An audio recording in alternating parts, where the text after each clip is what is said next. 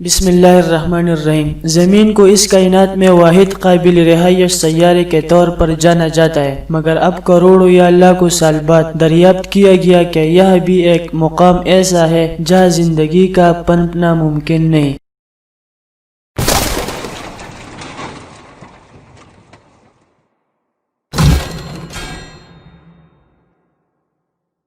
جی ہاں، یہ تصور کرنا ممکن نہیں کہ زمین میں کوئی ایسا جگہ ہو جہاں زندگی موجود نہ ہو، مگر سائنسدانوں نے تصدیق کی ہے کہ ایتھوپیا کا ڈیلیول نامی میدانی علاقہ اتنا گرم مقام ہے جہاں جراثیمی زندگی بھی موجود نہیں۔ ایتھوپیا کے جنوب مشرقی کونے پر موجود یہ صحرائی علاقہ دنیا کے گرم ترین مقامات میں سے ایک ہے، جہاں درجہ حرارت اوسطاً 62 ڈگری سینٹی گریڈ ہوتا ہے۔ دو متحرک آتشفشاں، ایک لاوے پر مشتمل جیل، گیزرز، تیزابی تالاب اور متعدد معدنیاتی ذخائر کے ساتھ یہ جگہ کسی اور ہی سیارے کا منظر پیش کرتی ہے۔ یہاں سردیوں میں بھی درجہ حرارت اوسطاً 45 سینٹی گریڈ سے زیادہ ہوتا ہے، جبکہ یہاں جیل کا پانی بہت زیادہ تیزابی اور نمکین ہے۔ جریدے journal Nature Ecology and Evolution میں شائع تحقیق میں بتایا گیا کہ اس مقام کے حوالے سے ماضی میں سامنے آنے والی تحقیقی رپورٹس میں طے شدہ معیار کو مد نظر نہیں رکھا گیا، اور اب ہم تصدیق کرتے ہیں کہ یہاں کے نمکین،